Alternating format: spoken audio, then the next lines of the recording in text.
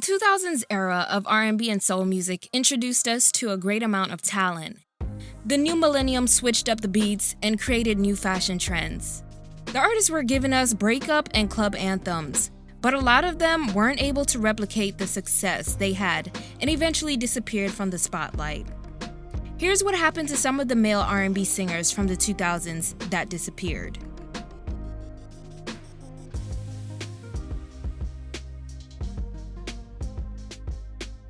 Grammy-nominated singer and songwriter Glen Lewis rose to fame in 2002 with his debut album, World Outside My Window.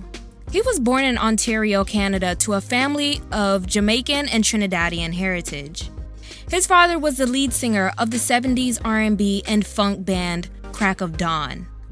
After high school, he started recording demos and released his first single, The Thing You Do, in 1997. He signed a recording contract with Epic Records, and in late 2001, he released his most successful single, Don't You Forget It. Far away from that life so young, that's when you used to know. Hold on, and don't you forget it, don't you forget your way. The single peaked at number 10 and number 30 on the hit R&B, hip-hop songs, and Hot 100 charts, respectively. Glen won the award for Best R&B and Soul Recording at the 2002 Juno Awards for Don't You Forget It. His debut album, World Outside My Window, was released in March 2002, selling over 85,000 copies in the first week. To promote the album, he went on tour with rising singer Alicia Keys. He made a small appearance in the 2002 film Made in Manhattan, starring Jennifer Lopez, and his song, Fall Again, appeared on the soundtrack. Feels like fire that burns in my heart. I wanna spend time till the end. The track was originally written for Michael Jackson by Walter Afanasieff and Robin Thicke, with some lyrics written by Michael himself for his Invincible album. In 2003, he released the single Back for More featuring Cardinal Official as the lead single for his sophomore album.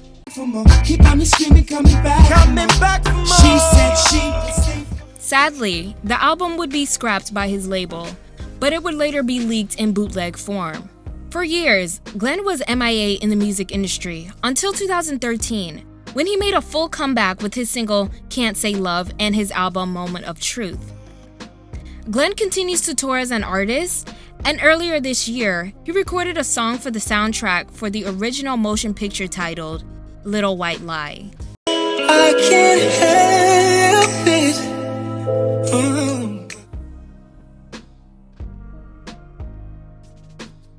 Singer Houston rose to fame in 2004 with his hit I Like That, featuring Chingy and Nate Dogg.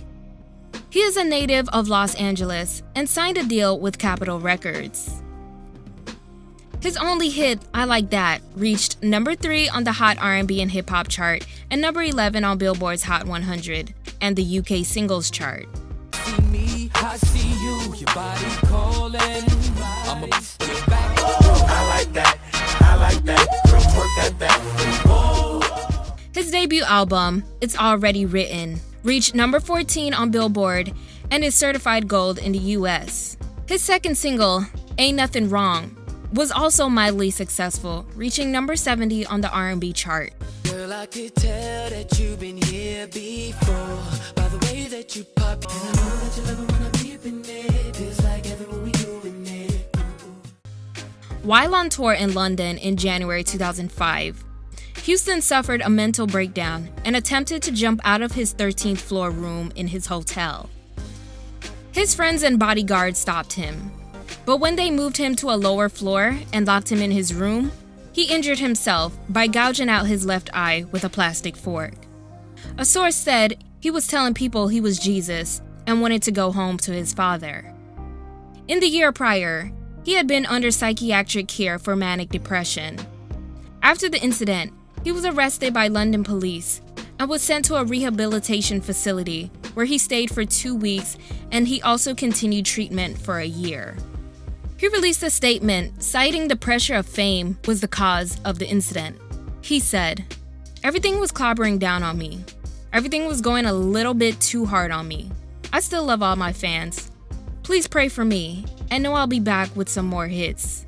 In 2012, he was arrested for DUI after he was caught driving erratically near Malibu. When I was in a psychiatric place for a year, it kind of put my mind in mental slavery. You know what I mean? That was basically what it is, and I had to break free from that. You know what I mean? And I thank God that I broke free from that. And I'm free, and that He's about to bless me with another eye. And I know He is later on down in my life. And so I had to break free from that mental slavery of them putting me in the psychiatric ward. So you know what I'm saying? It's time for me to get back to work fully and just, you know what I mean? Since then, no one's really heard from him, and he hasn't released any music in over 15 years. Hopefully he's taking care of himself.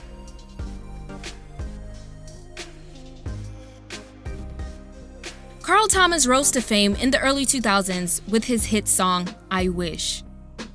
Carl was born in Aurora, Illinois in 1972 and moved to Chicago to pursue a career in music after graduating high school.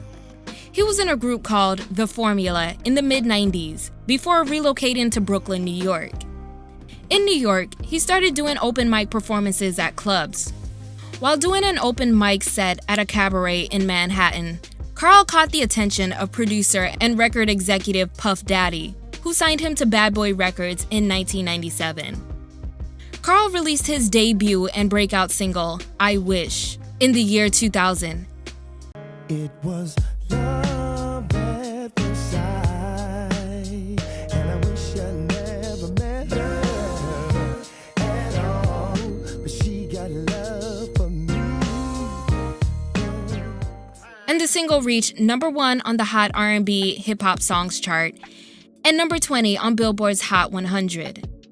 His debut album, Emotional, was released in April that year and is certified platinum.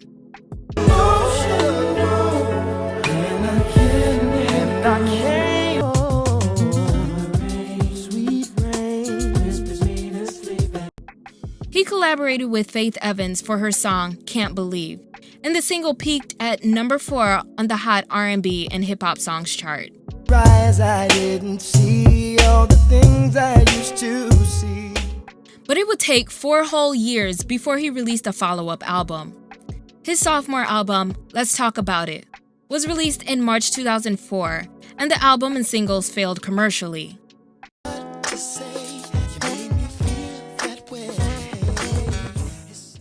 The record was originally slated to be released in 2003, but it was delayed due to Bad Boy Records entering into a new distribution deal with Universal Records. His album was one of the many albums from Bad Boy that would underperform under the new Universal distribution deal and lack of promotion from the label. Promotion for the record was also cut short after Carl's brother was murdered right after the album's release. In a public statement, he said, "My existence and my life and my definition as an artist and as a person and as a human being has been completely altered. Whatever I go to do with my hands and my voice and everything will be rededicated to the works of his life." After the album's failure, Carl cut ties with Bad Boy and signed with Interscope. In 2006, he appeared on a song for the soundtrack for Tyler Perry's Medea's Family Reunion alongside Yolanda Adams, Shaka Khan, and Gerald Levert, and the song earned him a Grammy nomination. He released studio albums in 2007 and 2011, but neither of them were commercially successful. Since then, he hasn't released any new music, but he still continues to perform his old songs. In 2019, Carl underwent a surgical procedure to remove a tumor in his glands. He currently resides in Houston, Texas, and he hosts his own podcast called Truth Serum with Carl Thomas, Flirting After Work.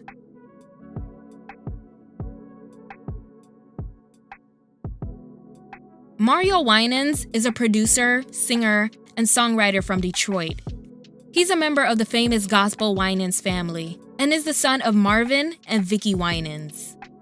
In the 90s, he started producing music for gospel artists like the Clark Sisters and Fred Hammond. He eventually ventured into R&B and worked with Mary J. Blige, Whitney Houston, Jennifer Lopez, Ice Cube, Tamia, and Brian McKnight. He released his debut album, Story of My Heart, in 1997, but it failed to chart.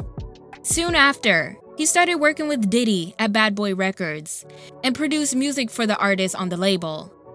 In 2002, Mario co-wrote the two-part song I Need a Girl and appeared on the Part 2 version with Loon, Genuine, and Diddy, and it became his first hit. What the hell is on your mind? Yeah. I cannot believe I need a girl in my life. Maybe we can start a family. Understand, baby, how to treat them.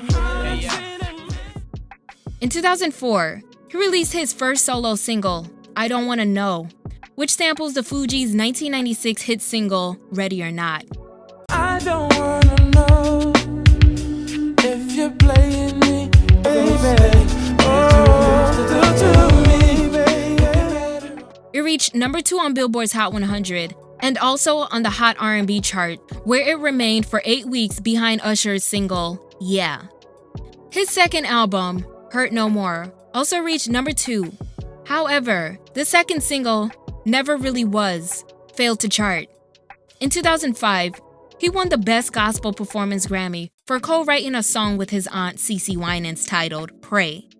After that, he appeared on Diddy's album Press Play, producing, writing, and singing on Through the Pain and the hit single Last Night with Keisha Cole, which was originally intended for his own album.